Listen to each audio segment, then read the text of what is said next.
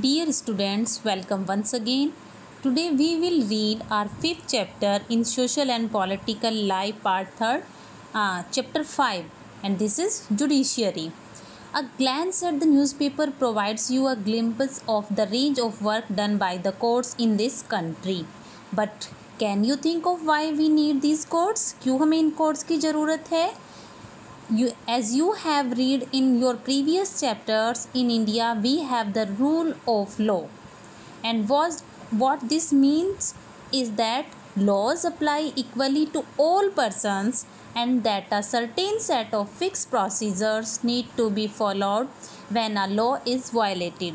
अगर कोई भी कानून कोई भी लॉ वायलेट किया जाता है, कोई भी कानून तोड़ा जाता है, तो हर इंसान के ऊपर इक्वली लॉ अप्लाई होता है. फिक्स प्रोसीजर्स होते हैं उस पर्सन के लिए, चाहे वो किसी भी ऑफिशियल गवर्नमेंट ऑफिशियल बैकग्राउंड से हो, किसी भी वेल्दी बैकग्राउंड से हो, किसी भी कितनी भी पॉलिटिकल पावर रखता हो, सबके लिए इक्वली लॉ अप्लाई होते हैं.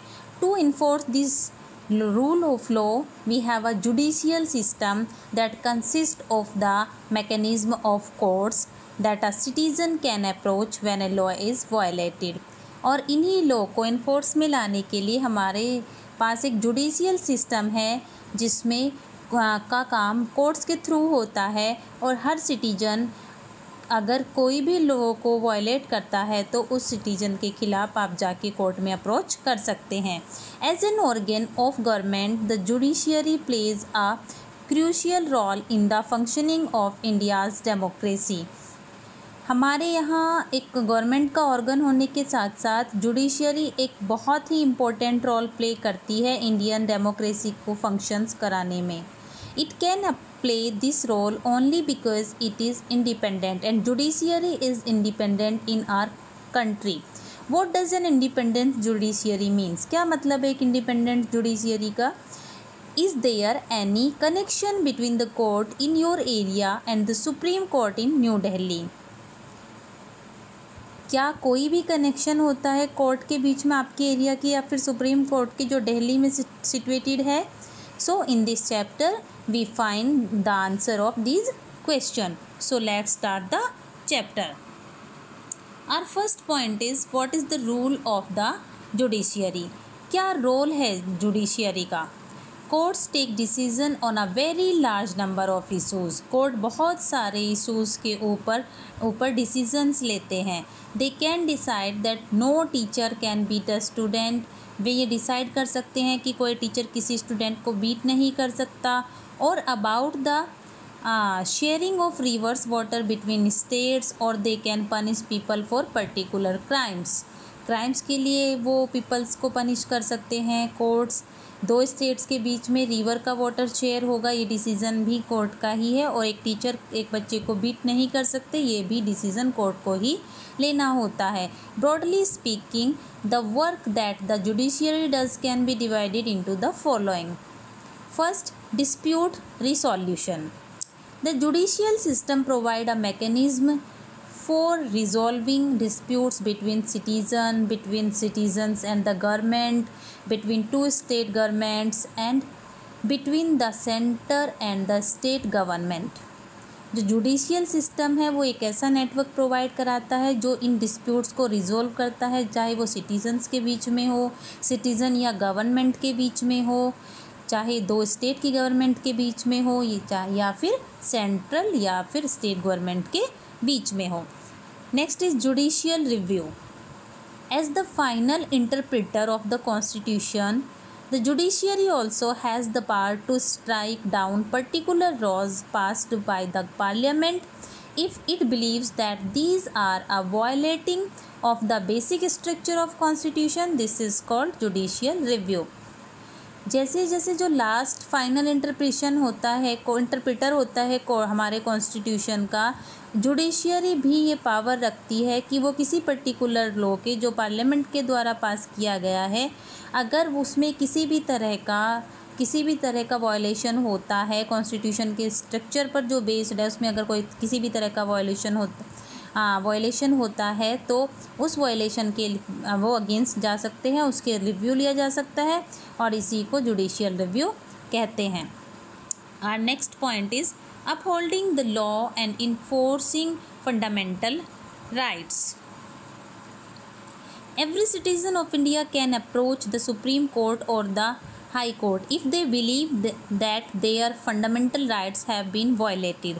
कोई भी पर्सन, कोई भी सिटीज़न इंडिया का वो सुप्रीम कोर्ट या फिर हाई कोर्ट जा सकता है अगर उसे लगता है कि कोई भी उसके फंडामेंटल जो राइट्स हैं उनको वायलेट कर रहा है। एग्जाम्पल के लिए in your class 7th book you have read about Hakim Sheikh. He was a farmer, an agriculture laborer who fell from a running train and injured himself and whose condition got worse because several hospitals refused to admit him. बहुत सारे hospitals ने उसको admit करने के लिए मना कर दिया था। On hearing his case, the Supreme Court ruled the Article 21, which provide every citizen the fundamental rights to life, right to life, also includes the right to health. Article 21 में सुप्रीम कोर्ट ने का जो भी hearing हुई उसमें बोला गया कि आर्टिकल 21 में ये चीज़ है कि हर इंसान को ये फंडामेंटल राइट है कि उसे अपनी लाइफ जीने का अधिकार है, इसके साथ साथ उसे राइट टू हेल्थ भी मिला हुआ है। It therefore directed the West Bengal government to pay him compensation for the loss suffered as well as to come up with a blueprint for primary health care with particular reference to treatment of patient during an emergency. इसके साथ साथ waste Bengal government को उसे compensation पे करने के लिए भी बोला गया। कंपनसेशन मीन्स उसे जो भी लॉस हुआ उसकी बॉडी में या जो भी उसने कोर्ट पे किया, कोर्ट के अपने केस के ऊपर पे किया, जितना भी उसने सफ़र किया उसके लिए उसको कंपनसेशन मिलेगा और उसे एक ब्लूप्रिंट दिया जाएगा उसके प्राइमरी हेल्थ केयर की तरफ से ताकि उस पेशेंट का जब भी कोई इमरजेंसी हो उसका ट्रीटमेंट इजीली हो सके। Now there is above is the picture of Supreme Court of India. The Supreme Court was established on 26 January 1950 and this is the day when India became a republic country, a republic. Like this procedure, the Federal Court of India from 1937 to 1949, it was earlier located in the Chamber of Princes in the Parliament House. It moved it to its present building on Mathura road in Delhi in 1958. 1958 में इसको Mathura road पे दिल्ली के अंदर establish कर दिया गया। Present में भी ये बिल्डिंग वहीं पर है। Our next point is what is an independence judiciary. एक इंडिपेंडेंट जुडिशियरी क्या होती है। Imagine a situation in which a powerful politician has encroached on land belonging to your family. Imagine करो एक सिचुएशन को जिसमें एक पावरफुल पॉलिटिशियन आपके जो फैमिली से जुड़ी हुई लैंड पे एनक्रोच कर रहा है उस लैंड को। Within this judicial system the politician has the power to appoint and dismiss a जज फ्रॉम हिज ऑफिस। इस जुडिशियल सिस्टम में पॉलिटिशियन को पावर है कि वो अपॉइंट कर ले और एक जज को और अपने ही ऑफिस में बिठा के उसको इस केस को डिसमिस कर दे। When you take this case to court, और अगर आप जब इसको केस को कोर्ट में लेके जाए, द जज is clearly partial two the politician, और वो जज पॉलिटिशियन के फेवर में अपना फैसला दे दे। The control that the politician hold over the जज does not allow for the जज to take an independent decision. ये जो कंट्रोल पॉलिटिशियन का दिखाया गया है जज के ऊपर, ये एक इंडिपेंडेंट डिसीजन के फेवर में नहीं है। This lack of independence would force the जज to make all judgement in favour of the politician. इसमें इंडिपेंडेंस का लैक है क्योंकि जज को फोर्स किया गया है कि वो सारे फैसले पॉलिटिशियन के फेवर में ले। Although we often hear of rich and powerful people in India trying to influence the judicial process. इसके अलावा हम अधिकतर ये बात भी सुनने में आती है कि जो धनी, रिच या फिर पावरफुल पीपल हैं इंडिया के अंदर, वो ट्राई करते हैं इस जुडिशियल प्रोसेस को अपने इन्फ्लुएंस में लेने की। The Indian constitution protect against this kind of situation. by providing for the independence of judiciary. One aspect of this independence is the separation of power, and you have read about it in chapter 1, the key feature of constitution. Separation of power के अंदर हमने chapter 1 में पढ़ा था कि कौन कौन से की फीचर हैं हमारे कॉन्स्टिट्यूशन के. What this means here is that other branch of government, there are 3 branches of government, the legislature, the executive, and the third one is judiciary. And the legislature and the executive cannot interfere in the work of judiciary because in India judiciary is independent. जो court are not under the government and do not act on their behalf. जो court है वो government के under में नहीं है और वो अपना काम इनसे अलग होके करती है. For the above separation to work well, it is also crucial that all judges in the High Court as well as the Supreme Court are appointed with very little interference from these other branches of government. जो separation है about जिसके बारे में हमने बात की उसमें बहुत अच्छे तरीके से काम किया गया और ये चीज़ बहुत ज़्यादा इम्पोर्टेंट है कि जो भी जज चाहे वो हाई कोर्ट में हो या सुप्रीम कोर्ट में है उनको अपॉइंट किया जाए तो जो अदर गवर्नमेंट की जो ब्रांचेज है लेजिस्लेचर और एग्जीक्यूटिव इनका इंटरफेरेंस बहुत ज़्यादा कम होना चाहिए. Once appointed to this office, it is also very difficult to remove a judge. एक बार एक जज को अपॉइंट करने के बाद बहुत ज़्यादा डिफ़िकल्ट होता है उसे उसके प्लेस से रिमूव करना. It is the independence of the judiciary that allows the court to play a central role in ensuring that there is no misuse of power by the legislature and executive.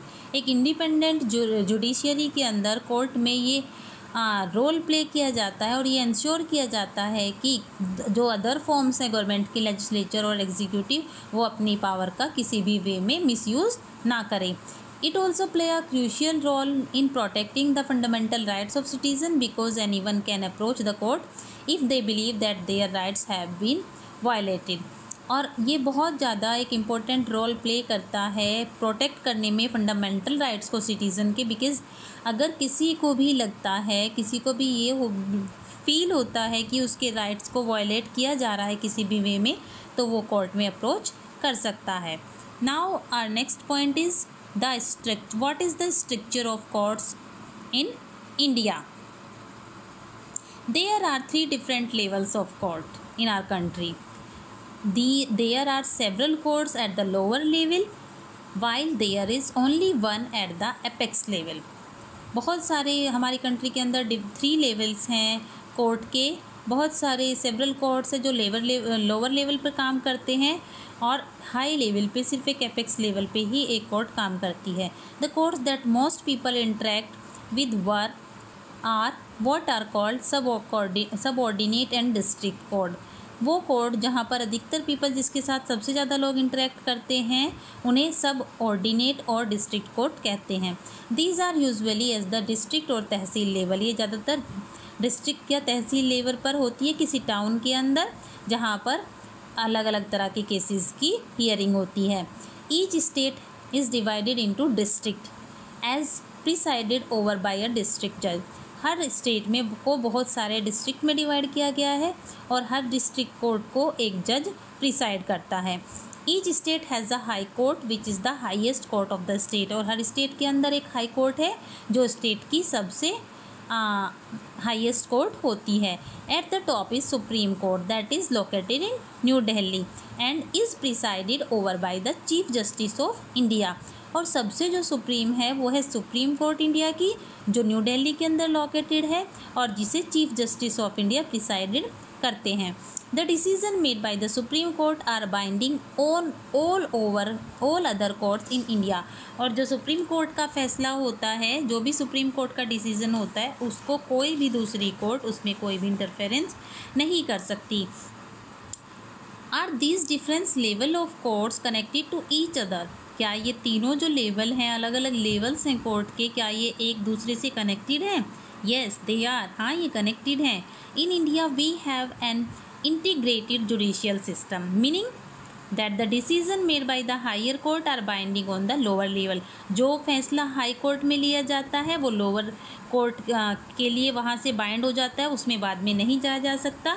Another way to understand that this Integration is through the appellate system that exists in India. It means that a person can appeal to higher court if they believe that the judgment passed by the lower court is not just. इसका मतलब ये है कि एक इंसान जिसको लगता है कि लोअर कोर्ट में उसके लिए जो जजमेंट आया है वो उसे सही नहीं लगता, then he will appeal in higher court. Let us understand what we mean by the appellate system by tracking a case. State Delhi administration versus Lakshman Kumar and others. From the lower court to the supreme court. एक lower court से supreme court तक की इनकी journey के बारे में बात करते हैं और समझते हैं कि क्या एक अपीलेट सिस्टम क्या होता है. In Feb 1980 Lakshman Kumar married 20 years old.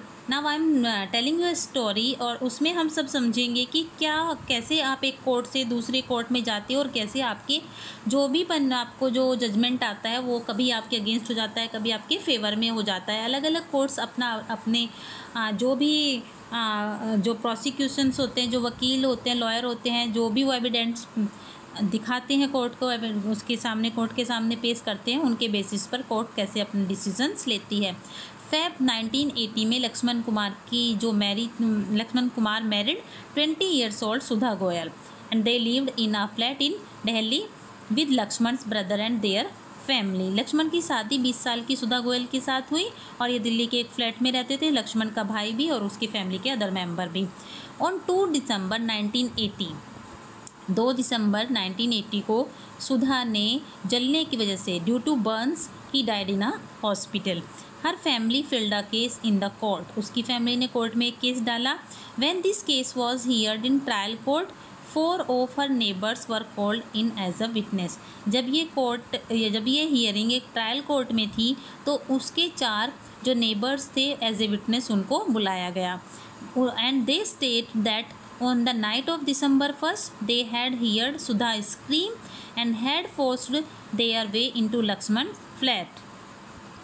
उन्होंने ये स्टेटमेंट दिया कि 1 दिसंबर की नाइट को उन्होंने सुधा के चीखने की आवाज़ें सुनी. There they saw Sudha standing with her sari in flames. उन्होंने देखा कि सुधा की साड़ी में आग लगी हुई है.